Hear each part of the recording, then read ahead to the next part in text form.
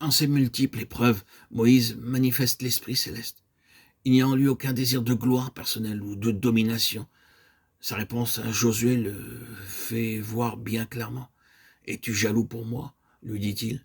« Plut à Dieu que tout le peuple de l'Éternel fût prophète et que l'Éternel mit son esprit sur eux. » Nombre 11, 29. Il manifeste encore l'esprit de l'agneau en gardant le silence lorsque Marie et Aaron parlent contre lui. Rien ne nous est dit de sa souffrance lorsque l'événement qu'il redoutait se produisit et qu'Israël, sur les limites de la terre promise, reçut l'ordre de retourner au désert.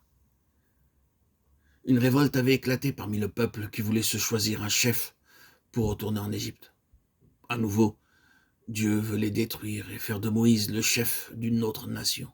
À nouveau, le prophète intercède.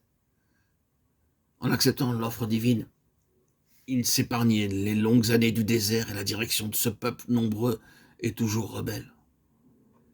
Mais refusant de penser à lui-même, il décida plutôt de partager le châtiment et le sort d'Israël. Pendant près de 40 ans, Israël campa dans le désert. Vers la fin de ses pérégrinations, Moïse, fatigué, excédé d'avoir constamment à supporter un peuple rebelle et contredisant, oublia dans l'amertume de son âme de marcher humblement avec son Dieu. Et il agit inconsidérément.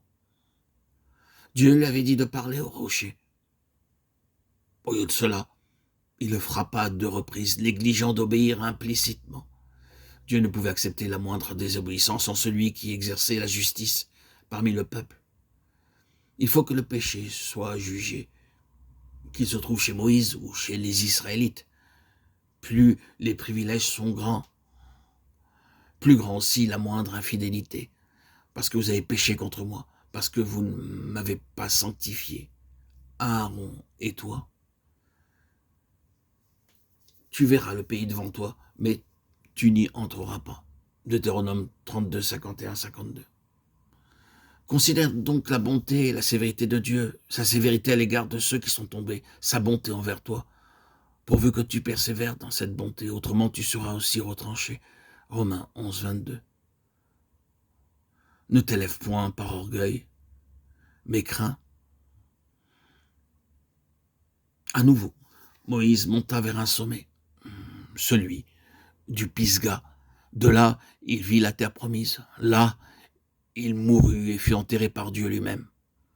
Il avait 120 ans. Sa vue n'était point affaiblie et sa vigueur n'était point passée. Il n'était ni usé, ni brisé, malgré les souffrances et les épreuves accumulées des années du désert, car sa force était en Dieu.